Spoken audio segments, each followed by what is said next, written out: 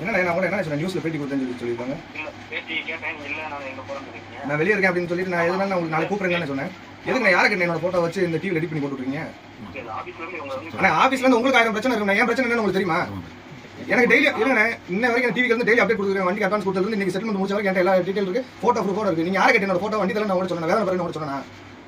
அப்புறம் எப்படி டிவில இருக்கு என் போட்டோ யூஸ் பண்றீங்க? ஆனா உங்க போலீஸ் கம்ப்ளைண்ட் பண்ணவா? இல்ல 25 நாள் என் வீட்டு பிரச்சனை இருந்து எல்லாத்தையும் பாத்துட்டு இருக்காங்க. நீங்க எதுக்கு இப்படி வந்து தேவையில்லாத வேலை பாக்குறீங்க? உங்களால இப்ப வண்டி போச்சா நீங்க வாங்கிடுவீங்களா?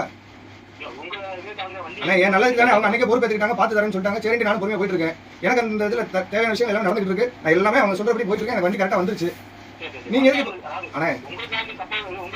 அண்ணே எனக்கு சப்போர்ட் பண்றேன்னா நீங்க புதுசா ஒரு கார் வாங்கிட்டு வந்து கொடுத்துருந்தா இல்லாட்டி 25 நாள் வீட்டுக்கு சாப்பாடுக்கு என்ன பண்ண கேட்டு வந்து வாங்கி கொடுத்துருங்களா? இது உங்களுக்கு தேவையான என் பிரச்சனை என்ன? நீங்க எதுக்கு ரோட்ல வருவீங்க?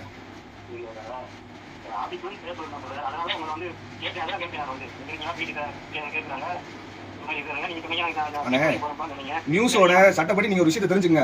ஒரு போட்டோ வெளியிறதோ ஒரு வாய்ஸ் வெளியிறதோ என்னை கேட்காம நீங்க வெளியிடுறது மகா தப்பு. நீங்க என்கிட்ட பேட்டி கொடுக்குறீங்களான்னு கேட்டீங்க ஃபர்ஸ்ட். நான் என்ன சொன்னேன்? ஆனா இல்ல நான் இதனால பேசிட்டு கூப்பிடுறேன், எல்லா வேலையும் பேசிட்டு இருக்காங்க அப்படின்னு நான் தான் உங்கள்ட்ட சொன்னேன். அப்ப யாரை கேட்டு என்னோட போட்டோ வச்சு வீடியோ எடிட் பண்ணி போட்டீங்க வாய்ஸ் ரெக்கார்டோட? ஆனா உங்க ஆபீஸ்ல சொன்னா நீங்க போய் இது பண்ணுங்க. எதுக்கு என் போட்டோ என்னோட வீடியோ போடுறீங்க? இப்ப எனக்கு தானே பிரச்சனை. அண்ணே கார் பிரச்சனை 25 நாளா என்னாச்சு நீங்க கேட்டீங்களா? எனக்கு 25 நாளா என்ன வேலை நடக்குது நான் கூட கேட்டீங்க. அந்த நடந்தது பூரா உங்களுக்கு ரெக்கார்டு போட்டோவோட அனுப்பி வைப்பேன் நான். அண்ணே கேட்டீங்க, ஓகே கேட்க சொன்னாங்க கேட்டீங்க. அது எதுக்கு நியூஸ்ல பப்ளிஷ் பண்றீங்க?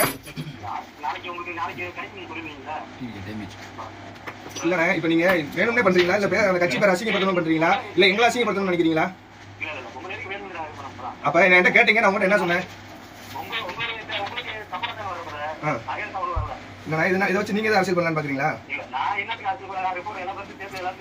ஆனா ஏன் நீங்க இதை யூஸ் பண்றது? உங்களை யாரை கேட்டு நீங்க யூஸ் பண்ணீங்க ஃபர்ஸ்ட் எனக்கு அதை சொல்லுங்க. என்கிட்ட கேட்டீங்க, நான் பர்மிஷன் கொடுத்தேன் உங்களுக்கு.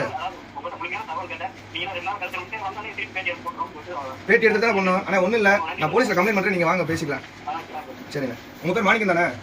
நியூஸ் தமிழ் உசிலம்பட்டியா? சரிண்ணே நான் கம்ப்ளைண்ட் பண்றேன், நீங்க அங்கே பேசிக்கோங்க.